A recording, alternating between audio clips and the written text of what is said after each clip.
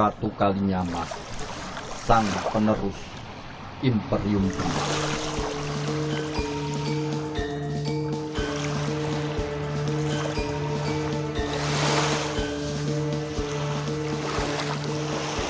Serangan Ratu Kalinyamat terhadap Portugis di Malaka pada tahun 1551, 1568, dan 1574 terinspirasi dan merupakan kelanjutan dari perjuangan yang sama yang dilakukan oleh Adipati Unus, paman Ratu Kalinyamat itu, pada tahun 1512 sampai 1513 menyerang Portugis di Malaka. Pada tahun 1507, penguasa Jepara dipegang oleh Adipati Unus yang terkenal sebagai pedagang dan pelaut yang pemberani. Di bawah kekuasaan Adipati Unus, Jepara berkembang menjadi kota pelabuhan yang besar dan menjadi salah satu pusat perdagangan di pantai utara Jawa. Mailing menjelaskan bahwa Jepara pada masa Pati Unus merupakan pelabuhan yang maju. Adipati Unus dapat menguasai Lawai dan Tanjung Pura di Kalimantan, Bangka, dan pulau-pulau lainnya. Bersama dengan Demak, Jepara digunakan sebagai gudang beras dengan jumlah armada perang yang memadai dan pasukan yang pemberani. Wycliffe menyebutkan bahwa Jepara merupakan pelabuhan yang memegang peranan penting di pantai utara Jawa Tengah hingga Jawa Barat. Pada tahun 1511, Portugis menguasai Malaka. Kondisi ini tidak menyurutkan niat Adipati Unus yang ditopang Raden Patah, Sultan Demak, untuk menyerang Malaka. Sebelumnya, Demak sudah mempunyai rencana masuk Malaka. Untuk mempermudah armada perangnya, Adipati Unus menjalin hubungan dan bersekutu dengan Sultan Mahmud Shah di Malaka yang telah dikalahkan oleh Portugis.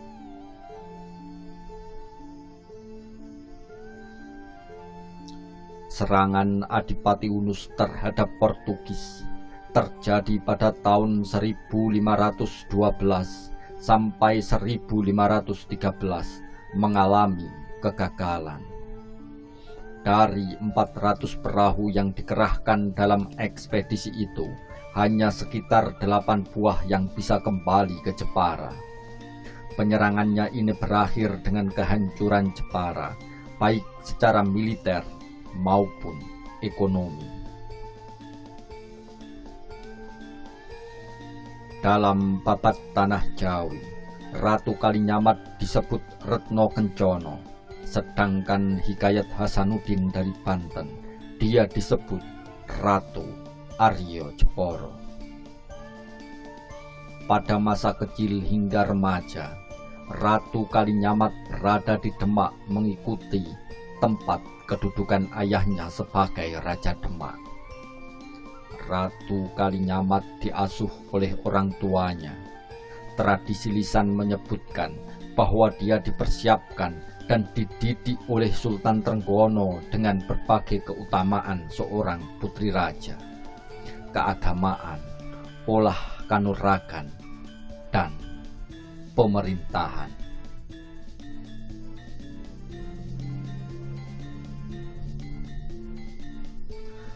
Pada tahun 1536, Retno Kencono menikah dengan Pangeran Hadirin dan tinggal di dekat Kalinyamat. Karenanya disebut juga sebagai Ratu Kalinyamat. Sang ratu tidak memiliki keturunan, kemudian mengangkat anak Pangeran Arya, anak dari Ratu Ayu Kirana yang menikah dengan Hasanuddin dari Banten, bahkan menjadikannya sebagai putra mahkota.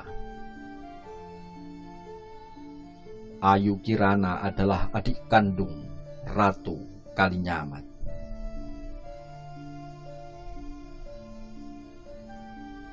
Ratu Kalinyamat juga mengasuh Aryo Pangiri dan Ratu Semangkin, anak mendiang Sunan Prawoto. Selain itu, Dewi Wuryan putri Sultan Cirebon juga diangkat sebagai anak. Setelah Pangeran Hadirin meninggal pada tahun 1549 dan dikuburkan di kompleks Masjid Mantingan, Ratu Kalinyamat menjadi penguasa Jepara. Awal kekuasaan Ratu Kalinyamat ini ditandai dengan Condro Sengkolo terus Karyo Tataning Bumi yang diperkirakan pada tanggal 12 Rabiul Awal 956 Hijriah atau 10 April 1549 Masehi. Ratu Kalinyamat memperkuat kerjasama perdagangan antara Jepara dengan daerah lain, baik di wilayah Nusantara maupun ke Malaka. Pelabuhan Jepara menjadi pusat perdagangan yang didatangi para pedagang dari Demak, Cirebon, Gresik, Tuban, dan Banten untuk kemudian berniaga ke Bali, Maluku, Makassar, Banjarmasin, dan Malaka. Sang Ratu juga menjadikan Jepara sebagai pelabuhan militer bekerja sama dengan kesultanan maritim lainnya seperti Banten, Cirebon, Johor, Aceh, Maluku, dan daerah lain. Selama berkuasa, Ratu Kalinyamat tinggal di dua istana, yaitu di Kalinyamat dan di Jepara.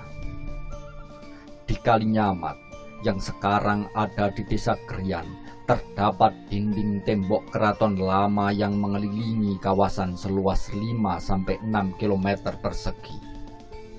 Batas-batas dari keraton kira-kira meliputi sepanjang jalan besar Kudus Jepara dan Kali Bakalan yang pada tahun 1900-an merupakan garis batas antara Onder Distrik Pecangaan, Welahan, dan Kali Kecek. Di dalam tembok ini terdapat apa yang disebut Sitinggil, yaitu bangunan batu bata yang tinggikan. Di beberapa tempat terdapat dinding-dinding benteng yang sangat berat yang memanjang sampai beberapa ratus meter. Keberadaan Ratu Kalinyamat dibuktikan dari peninggalan berupa reruntuhan istana di Kecamatan Kalinyamatan dan benteng di Desa Rubayan, Krian, Bakalan, Margoyoso, dan Purwokondo. Selain itu, di Desa Krian terdapat Sitinggil. Informasi yang sama juga dilukiskan oleh Bosch berdasarkan keterangan dari Lewendal yang mengatakan bahwa reruntuhan keraton Kalinyamat terdapat di Krian, Pecinan, Kauman, dan Sitinggil. Pada tahun 1579, Ratu Kalinyamat meninggal. Selama 30 tahun kekuasaannya, yakni mulai tahun 1549 sampai 1579, Ratu Kalinyamat berhasil membawa Jepara pada puncak kejayaannya. Pada masa itu, wilayah Kalinyamat aman dan bebas dari ancaman manapun. Sumber Portugis menyebutkan bahwa Jepara saat itu sudah menjadi kota pelabuhan terbesar di pantai utara Jawa dan memiliki armada laut yang besar dan kuat, bahkan mampu menampung kapal besar bermuatan 200 ton lebih. Ratu Kalinyamat merupakan perempuan penguasa yang memiliki kemampuan mengelola bidang politik, ekonomi, dan militer demi kemakmuran Jepara dan aliansinya. melengkapi pandangan Portugis sebagaimana ditulis oleh Profesor Vitor. Dalam kacamata penulis non-Portugis terdapat sejumlah alasan mengapa Ratu Kalinyamat beberapa kali menyerang Portugis di Malaka. Pertama, pada waktu Portugis datang di Malaka, pedagang-pedagang Jawa lah yang memegang monopoli rempah-rempah di Malaka sampai Maluku.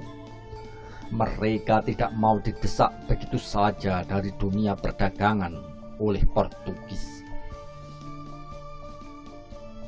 Kota-kota dagang di pantai utara Jawa merosot kemakmurannya dan begitu menderita. Invasi Portugis sangat merugikan para pedagang dan ujungnya juga berimbas ke kesultanan asal para pedagang itu. Kedua, posisi Malaka sebagai pusat kegiatan ekonomi para pedagang Jawa dari Tuban dan Jepara sangat penting. Terdapat hubungan dagang yang erat antara Malaka dengan kota-kota pesisir Jawa karena pedagang Jawa merupakan pemasok utama bahan pangan. Selain itu, pedagang Asia Barat dan Cina juga tinggal di sana. Para pedagang Jawa sangat membutuhkan barang-barang dari Asia Barat dan Cina. Meningkatnya nilai penting kerajaan Demak dapat dikaitkan dengan fakta bahwa kerajaan itu mengekspor beras dan bahan pangan lain ke Malaka melalui Jepara. Hubungan perdagangan ini telah membawa kemakmuran yang melimpah bagi kota pelabuhan Jepara. Ketiga, terdapat perkampungan orang Jawa di Malaka. Adanya perkampungan Jawa menunjukkan bahwa aktivitas perdagangan yang dilakukan pedagang Jawa di Malaka cukup tinggi. Pedagang Jawa kerap sekali mengunjungi Bandar Malaka. Menurut Schreike dalam bukunya Handboek van Bonang yang dikutip oleh Sucipto Cipto Atmojo menjelaskan bahwa perkampungan pedagang Jawa di Malaka telah ada jauh sebelum kedatangan orang-orang Portugis. Pada tahun 1509 dan 1511, ketika pedagang Portugis mengunjungi kota Bandar Malaka, mereka telah menyaksikan perkampungan di bagian barat kota yang bernama Ubi. Dalam perkampungan ini terdapat tempat tinggal orang-orang Keling, pedagang-pedagang dari Tuban, Jepara, Sunda, dan Palembang. Mereka berada di bawah pimpinan seorang kepala bernama Utimultiraja. Di samping itu, terdapat pula perkampungan pedagang-pedagang Gresik yang telah memeluk agama Islam. Perkampungan ini terletak di sebelah tenggara kota disebut Ilir. Mereka dikepalai oleh seorang laksamana muslim bergelar Tuanku Laskar. Perkampungan Jawa juga terdapat di Banda dan Hitu. Di Hitu, perkampungan orang Jawa cukup besar. Bahkan tidak jarang terjadi percampuran darah antara orang terkemuka setempat dengan wanita Jawa atau sebaliknya, laki-laki Jawa dengan wanita setempat. Keempat, Malaka merupakan tempat berlabuh yang nyaman dengan kondisi cuaca yang aman. Di pesisir timur Sumatera, pengaruh Jawa meluas di Palembang hingga Jambi yang merupakan bawahan Demak. Demikian pula Bangka dan Kepulauan Lingga yang penduduknya adalah para pelaut. Pada masa Patiunus juga berada di bawah Demak. Daerah itu menghasilkan hasil hutan, kapas, dan besi. Sementara itu, Jepara yang ukurannya lebih kecil dan penduduknya lebih jarang menjadi bawahan Demak. Meskipun demikian, Jepara kemudian berhasil memperluas pengaruhnya hingga keluar Jawa dan berkuasa atas Bangka dan Tanjung Pura di Sumatera dan Lawai di Kalimantan. Hal ini karena Jepara mempunyai pelabuhan yang baik. Di bawah kekuasaan Ratu Kalinyamat, Jepara mengalami kebangkitan kembali. Sang ratu telah membangun sarana dan prasarana kota pelabuhan Jepara menjadi strategis. Pelabuhan Jepara berfungsi sebagai pengekspor produk-produk hinterland. Hubungan tukar-menukar antara penduduk pantai dan penduduk pedalaman semakin meningkat menjadi hubungan perdagangan antara kota pelabuhan dan daerah hinterland. Bersamaan dengan perkembangan pelabuhan, juga dikembangkan unit usaha industri galangan kapal. Ratu Kalinyamat mengembangkan unit usaha industri galangan kapal yang telah dirintis, baik yang ada di Jepara, Juwono, Rembang maupun Lasem. Industri galangan kapal di Jawa sangat dikenal di Asia Tenggara. Bahkan menurut Haji de Graaf dan Piket, industri galangan kapal di Jawa termasuk di Jepara merupakan industri galangan kapal terbaik di Asia Tenggara. Daerah ini memiliki banyak tukang yang ahli membuat kapal. Bahan kayu jati juga tersedia melimpah dalam ukuran yang besar di hutan jati terbaik Jepara, Juwono, dan Rembang. Ratu Kalinyamat mengembangkan jung yang mampu mengangkut barang dan manusia dalam kapasitas besar. Tentang pembuatan kapal di Jepara, Jepara dan Rembang memang terkenal sebagai tempat pembuatan kapal-kapal.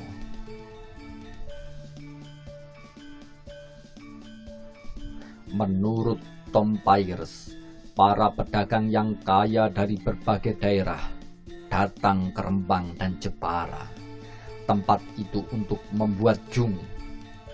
Jung-jung yang dibuat di Jepara memiliki ukuran yang lebih besar jika dibandingkan dengan kapal Eropa pada waktu itu, yaitu antara 400 sampai 500 ton, yang terkecil sekitar 85 ton dan terbesar 700 ton.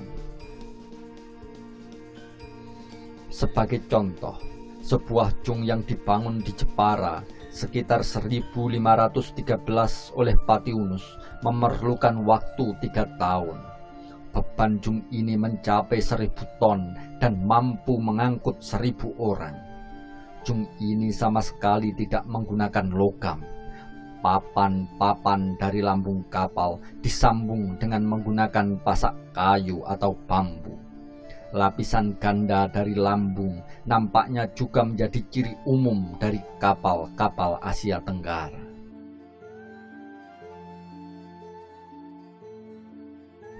Kapal Adipatiunus mempunyai 3 lapisan papan yang dilapiskan dengan ketebalan lebih 2 cm. Sebagai pimpinan pemerintahan, Ratu Kalinyamat menguasai seluruh aktivitas ekonomi yang bersumber pada pertanian dan perniagaan.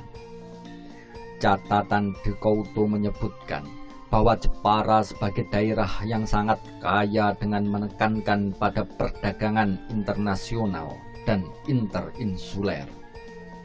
Dari Jepara, para pedagang mendatangi Bali dan Maluku. Jepara juga memiliki hubungan dagang dengan Bali, Maluku, Banjarmasin, Makassar, Persia, Arab, Melayu, Cina, Aceh, Gujarat, Coromandel, Pegu, dan sebagainya. Adapun rempah-rempah dari Maluku diperdagangkan melalui Jepara sebelum dikirim ke daerah pedalaman. Ratu Kalinyamat juga membangun Masjid Mantingan. Menurut Condro Sengkolo Memet yang berbunyi rupa Brahmana Warnasari, dapat diketahui bahwa masjid dan makam Mantingan didirikan pada tahun 1559 Masehi. Secara umum, hiasan ukir yang terdapat di kompleks Mantingan dapat dikelompokkan dalam bagian pertama, hiasan bercorak flora, terutama berupa tumbuhan sulur-suluran atau tumbuhan yang menjalar dan bentuk bunga teratai. Kedua, motif geometris yang lebih sering disebut dengan istilah lokal sebagai motif selimpetan atau saling bersilangan. Dan ketiga adalah adanya motif binatang yang disamarkan atau lebih sering disebut dengan distilir. Sang ratu juga mempelopori lahirnya kerajinan ukir di Jepara, termasuk mengenalkan motif ukir Jepara dan motif perpaduan antara motif Cina, motif Hindu, dan motif Islam. Kehadiran Ratu Kalinyamat sebagai tokoh perempuan di Jepara mempunyai arti penting dalam bidang seni dan industri. Dengan adanya motif hias di Masjid Mantingan menunjukkan bahwa kontribusi Ratu Kalinyamat terhadap perkembangan kebudayaan di Jepara cukup signifikan. Bahkan saat ini di Jepara berkembang seni ukir kaligrafi dan patung berkat kontribusi Ratu Kalinyamat. Kerajinan ukir menjadi mata pencaharian masyarakat Jepara.